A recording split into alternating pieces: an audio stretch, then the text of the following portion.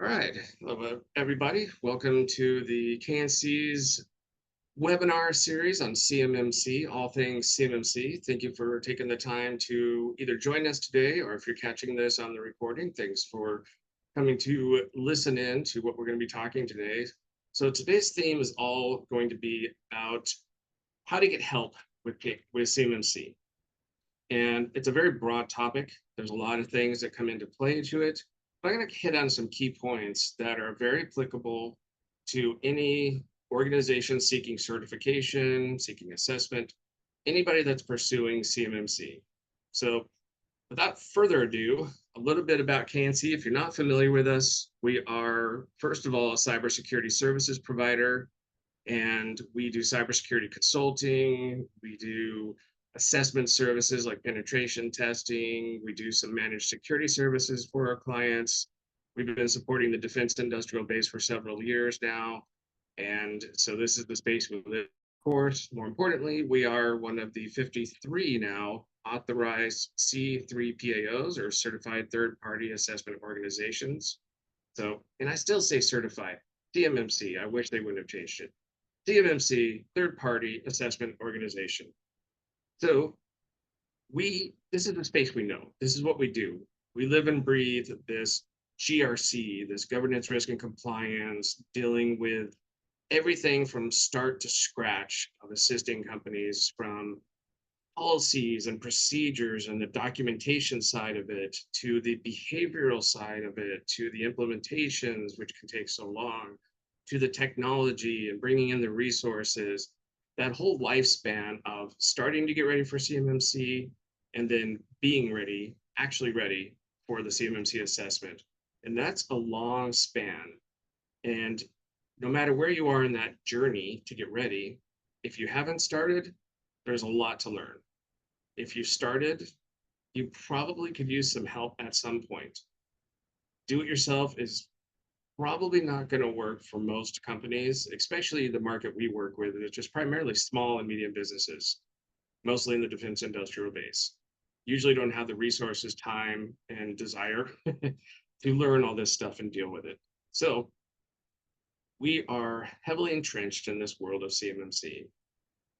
So what I'm going to talk about today is who to get help from, how to get help.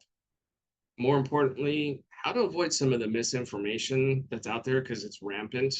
There are a lot of people claiming to be CMMC experts, gurus, whatever you want to call it, that are giving not necessarily false information, but information that is not correct or not complete, or can lead someone down the wrong path of trying to meet one of the requirements. So I'm going to talk a little bit about that, working with the consultants, and also engaging with a C3PO in the capacity both of prior to an assessment and then during or for the actual assessment. So who can help you? There are a lot of different official types, official parties that you can work with. There are the authorized C3POs like us, and I'll talk about the reason authorized matters here in a little bit. There are the registered provider organizations, the RPOs, which are the consulting companies that have partnered with the Cyber AB.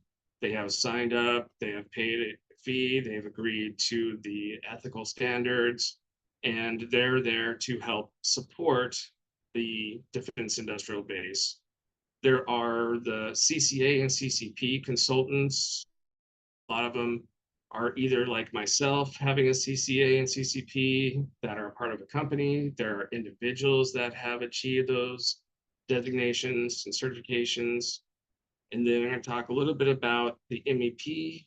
And on this slide is a link to the Cyber AB marketplace. This is an important link to have when you're talking to somebody about getting support and paying them for support in whatever capacity it is for preparing for CMMC. If they're attempting to advise you on CMMC, go to the marketplace and verify their credentials. If they say they're a CCP, it's very easy to go to the marketplace, look them up and verify, oh yes, they have the CCP. They are a CCA. they're an RPO, the company's an RPO. It's important to verify that. There unfortunately are some people that are less than ethical, I guess you could say, out there, not that are misstating what qualifications they have. So an authorized C3PO is a C3PO that has applied, put in, paid for it, and gone through the process of being pre-authorized and then assessed by the Department of Defense's DIBCAC team. They're the one who conducts all the assessments internally for the DoD. They assess us, take us through the full 800-171 compliant, and if we pass the assessment, then we become an authorized C3PO. Prior to that, we are a candidate C3PO. So those two terms are important, just so you know if someone has actually completed successfully going through the assessment. That's why there's only 53 of us right now that are authorized. There's, I can't remember the last number I heard, somewhere around like 180 or so that are still in the process of it. Some that are waiting, some that are ready, some that have failed. But we are starting to get an uptick now in new C3POs coming. And I think there's about 17 that are in the queue over the next 3 months. So we're hopefully going to see a good uptick on more C3POs. The RPOs, I have a strong opinion about the RP program, the registered provider. I'm not a fan of it, and I'll just state this bluntly. I think they should have gotten rid of it, and it should have just been CCP, that baseline certification. I understand the reasoning. I understand why adding the RPA, which is the advanced, and having a little bit of a pathway on that side, I think is a good step. But I'm just not a fan of that because it's a very simple test, open book test, 4 hours of training, nowhere near what you have to go through to prepare for, study, meet, and pass in a proctored exam like you do for the CCP and the CCA.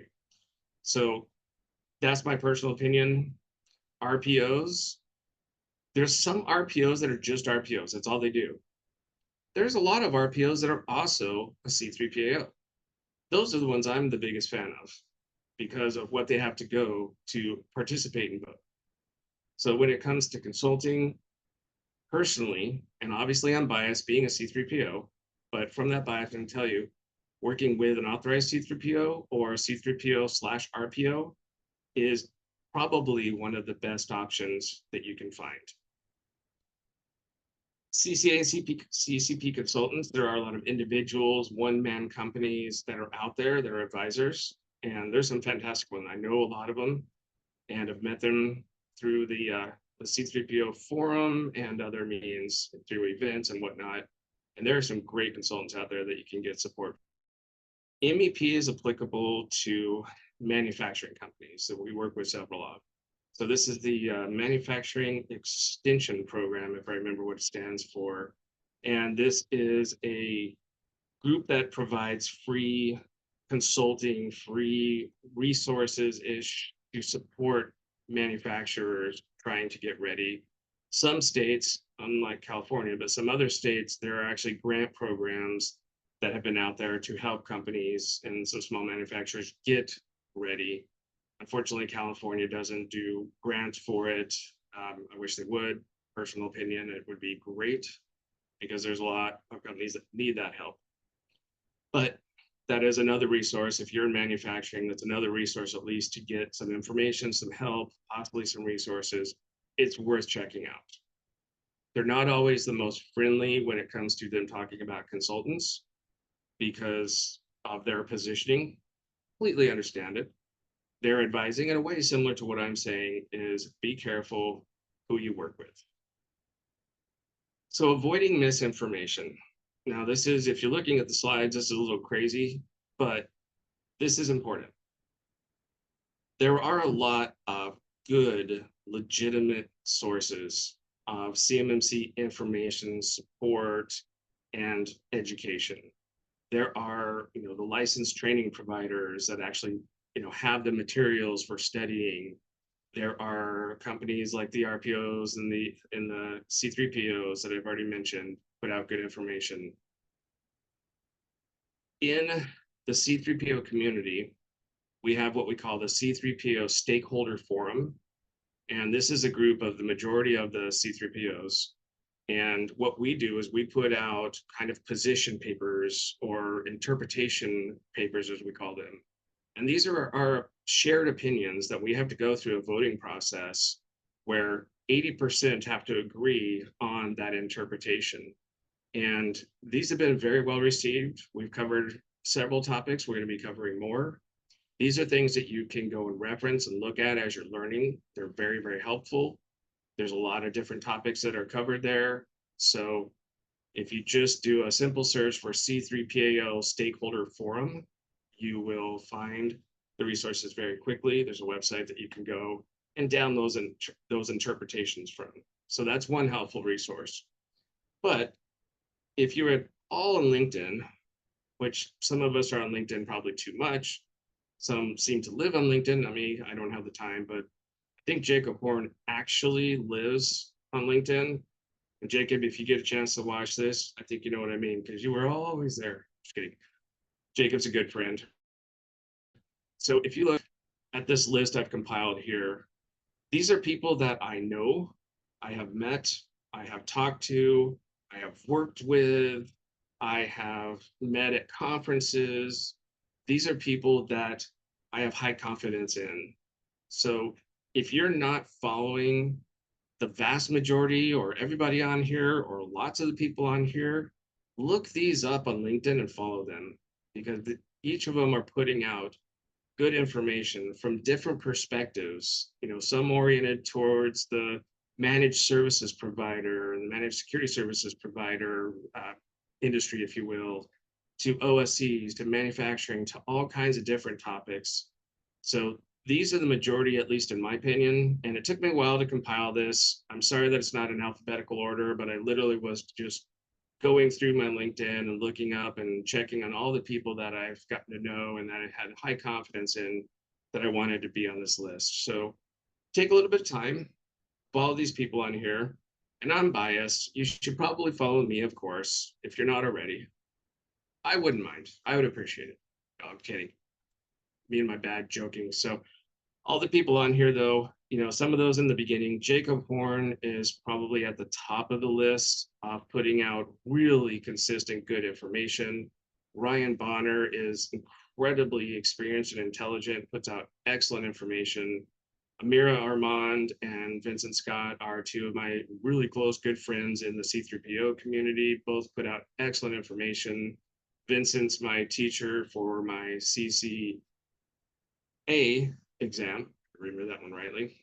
And so fantastic resource. Jeff Baldwin, actually I got the reverse. Vincent Scott's my teacher for my CCP exam, and Jeff Baldwin was my teacher for my CCA exam. So very much advocate for those two. They're very, very bright and very helpful.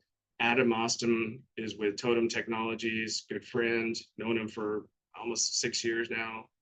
They do phenomenal training. They have tools, they have templates they put out and have a lot of good information. If you haven't seen Totem Technologies or Adam Austin on LinkedIn, I'd be surprised, but you should definitely follow them. And everybody else that's on here, there's a lot of great resources. Robert Metzger is an attorney that puts out a lot of really good legal related CMMC information.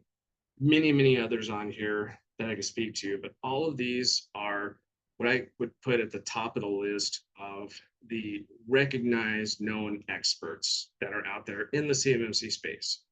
So there's a list that you can do what you would like to do, but I would strongly suggest you follow all of them or as many as you can. So working with a consultant has a lot of meaning to it, or could have a lot of meaning. What are the consultants? Are they consultants? Are they saying they're consultants? Are they actually qualified? Do they have any experience? Are they just jumping into CMMC because it's a good buzzword and they're hoping to get some business from it? There's a lot to it.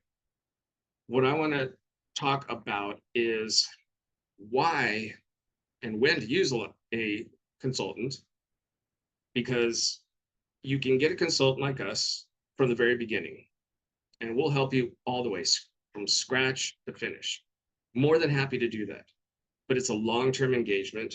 it takes a long time to get fully ready, way longer than most people believe or understand. It can take 12 to 18 months to get fully prepared for a CMMC assessment, depending on where you're at in your maturity, if you will, your CMMC maturity. So if you've got a lot to do, it can take a lot of time. It's not just about some technology. It's not just about put together some documentation. There's a lot more to it. There are comprehensive things. You have to be showing that you're doing the right thing and showing that you're doing the right processes and procedures and that you're doing what you say you do. In other words, your SSP, your system security plan, is your gospel. That's your Bible saying, this is what we do. This is our plan for how we do it. And it's designed and written for you. It's not written for the assessor. Your SSP is what you use and could use to train someone up immediately that just came into your company because you just lost your IT admin manager, whatever. It's meant for that. So it's supposed to have everything in there. So in your system security plan, that is your Bible of everything about you. So that's an incredibly important document. When you're using a consultant for some of these things, if I'm going to hit it, the term template, I'm pausing because it's a frustration of mine, but there are a ridiculous amount of templates out there. There are a few good templates, and there is a very large amount of, I don't necessarily want to say garbage templates, but just not as helpful templates. There may be a very minor starting point. And as an example, the SSP template that comes from NIST is good to a degree. It has some helpful information, but it's not enough to just take that template, fill it out, and go, all right, we're good with our SSP, we're done. So there's a lot more to it. So just be really careful about downloading or grabbing a template from XYZ company for a certain policy, plan, procedure, whatever it may be, and relying on that template and hoping it's going to be sufficient. Typically, they are not. Most of the good templates that are out there are usually done by and sold by a company. There are, Amir Armand with her company has an excellent documentation package. We have a documentation package that we use with our consulting clients. So it encompasses all of the policies, procedures, plans, everything that we have used internally to pass our assessments, that we use with our clients, and that we use and offer to our consulting clients, and they have access to it. So it's extremely helpful. So there are good resources out there. CMMC Awesomeness, I'm trying to think of the site, but if you see Awesomeness, those guys put out some really funny and also some very good information. One of the best CMMC spreadsheets, I'll just say. Great guys, doing a lot of good stuff for this community. When you're going to hire a consultant for CMMC, it's really important to verify, to understand how they are qualified. They may know some cybersecurity, or they may come from IT. And thank you, Chuck. I've been trying to think of that name for like the last 10 minutes. Compliance Forge. That are the folks that are behind CMMC Office of NIST, and they have a phenomenal, a little bit more expensive, but phenomenal quality documentation packages available. So thank you, Chuck. Appreciate that. Compliance Forge. So in verifying credentials and talking to consultants, you want to make sure that they're in this space, that they have the knowledge of CMMC, not just coming from some other compliance framework and they're jumping into CMMC and thinking they can figure it out quickly. CMMC is a unique bear, if you will. CMC is really NIST 800-171A. It's built on that. CMMC is the assessment program of your implementation of NIST 800-171A. A as in assessment. This is for the assessor's guide. This takes the 110 controls of NIST 800-171 and adds the 320 assessment objectives that must be met. All 320 have to be met for that control to be met. So 800-171A goes down to that assessment objective level. That is incredibly critical. Your SSP has to go down to that level. If you're working with a software provider, an MSP, ESP, CSP, whatever, they need to be sharing a shared responsibility matrix with you that goes down to the assessment objective level. Because if they're just giving you the 110 controls and saying, you can partially inherit this control from us, this is how we help, that's not sufficient and it's not adequate. They need to go down to the assessment objective level. And I've had lots of conversations with many of these vendors, and a lot are doing it. And I'd love to see that. So if you don't see that, ask for it and demand it. Because for an assessment, you've got to have that shared responsibility matrix properly set up so that you and the assessor can look at it and say, okay, control number this, looking at assessment objective B says, we inherit this fully from so. That guides us to say, okay, let's go look at so-and-so and see how they say they are meeting that requirement and confirming that, yes, you can inherit that. So if you're not doing it at the assessment objective level, you're not going to pass the assessment because we're not going to have the information we need, or it's going to be a lot slower. And slow and CMMC assessment are terrible combination.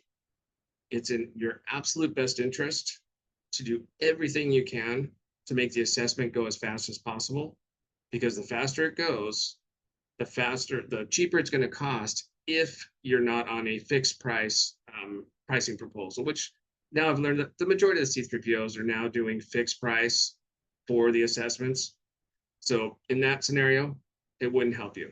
But still, if it goes slow, it just increases your odds of having issues. So everything you can do to make it go smooth and fast for the assessor and for yourself is in your best interest. So verifying experience, their credentials and whatnot. I mentioned the Cyber AB marketplace earlier. That's where you want to go to verify someone's credentials, like I mentioned. So if they say that they're a CCP, they're an RP, they're an RPO, they're a CCA, all the acronyms, you go in the marketplace, look them up by name or company name, and you can see their profile and you can see and confirm, yes, they are. It's in your best interest to do that.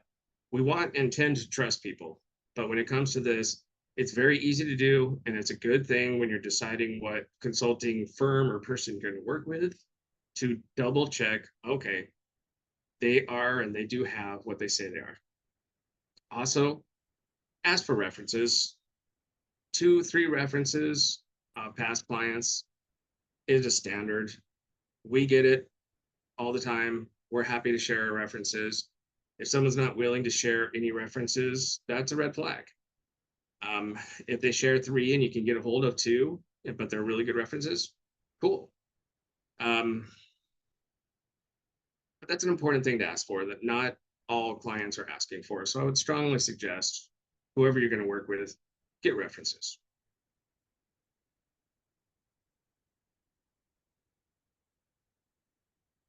We as C3POs have different ways that we can be engaged, if you will. It's not just about the formal, official CMMC assessment that's going to happen once the final rule goes into place and the delay is over and the time starts where we can actually start the true assessments. What we are able to do in advance right now are basically a CMMC readiness assessment or a gap assessment, if you will, mock assessment, where we're able to work with someone in a non-consulting capacity. We cannot give any advice. We can do an assessment of where you're at now.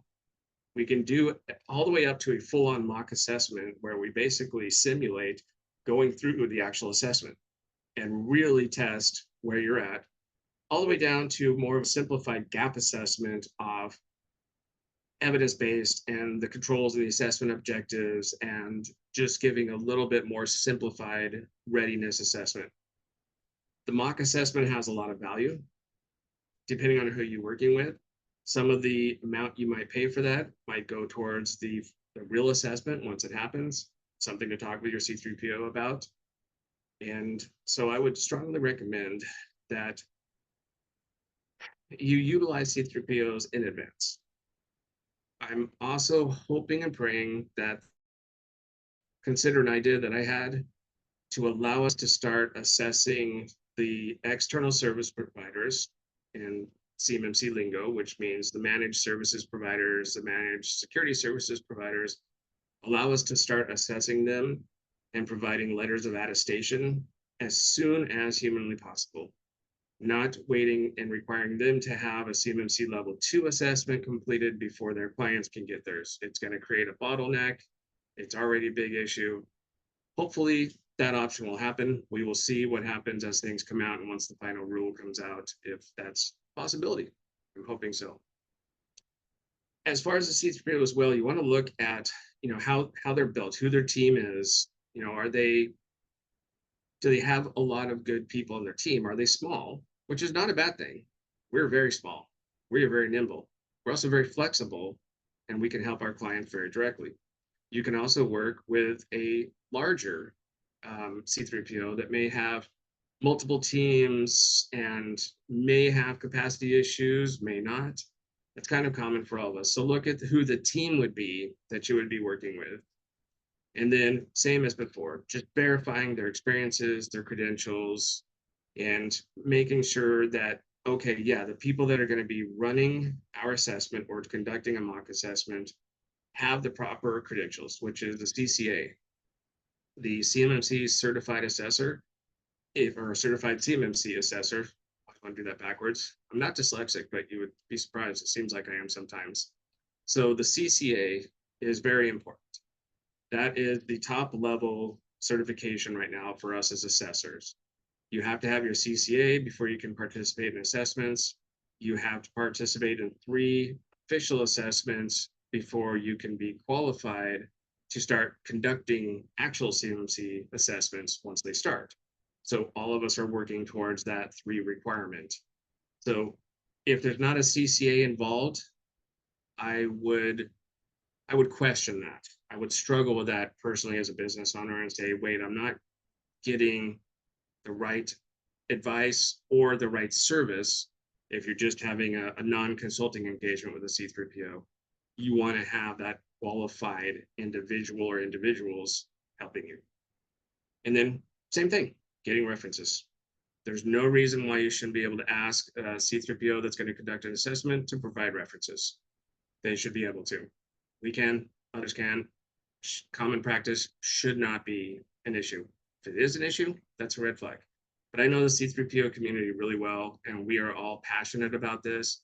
We really are trying to help and want to help and solve some of this terrible crisis that we have going on in our country, and foreign countries stealing from us in horrific, ridiculous ways, stealing our technology that we spent billions on researching and developing, and they just go and sneak in and attack us and get the plans and build their own. It's a terrible thing that can't keep happening. And in the world we're in right now, it's only getting crazier. Cybersecurity threats are only getting higher. The risks are getting higher. AI is terrifying to most everybody that understands it at all. And who knows its full impact. We haven't seen any Terminators show up yet so far, so we're not there yet. But no, but the AI threat is definitely real, especially in cybersecurity space. So yeah, it's a crazy time. I could go on that, but I'm not going to. So I'm going to pause here, and we will go into a Q&A session. And then if there's no questions or whatnot, then we'll get towards wrapping up. But for the sake of it, I'm going to take a drink because I could really use one. Pause for a second. If there's no questions, then we'll jump right into our ending and close out.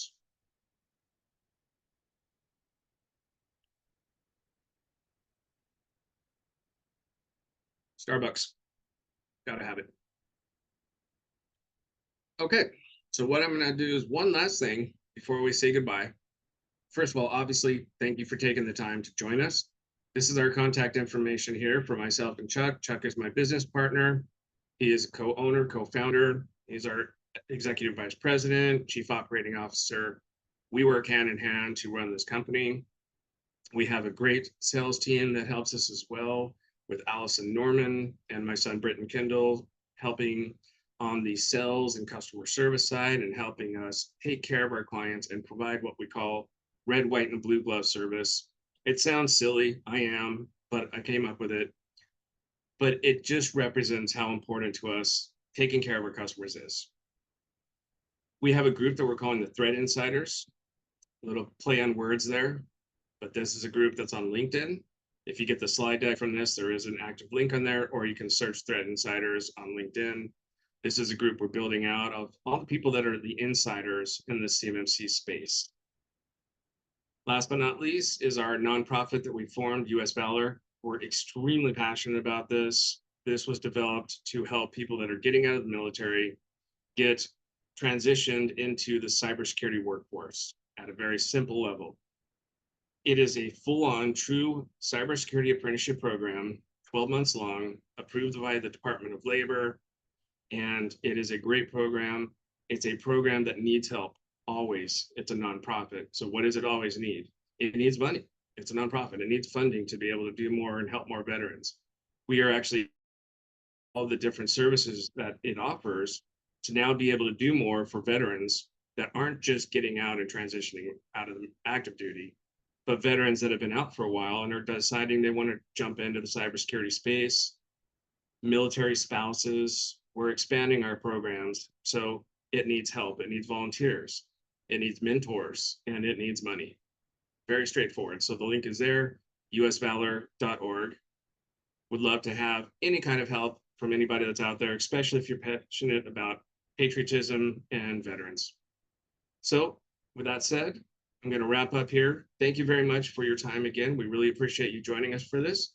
If you're participating on the recording and you have any questions, any follow-ups, if you'd like to reach out to us, very easy to from the contact information. You can reach us at 833-562-7700. Website, kncss.com.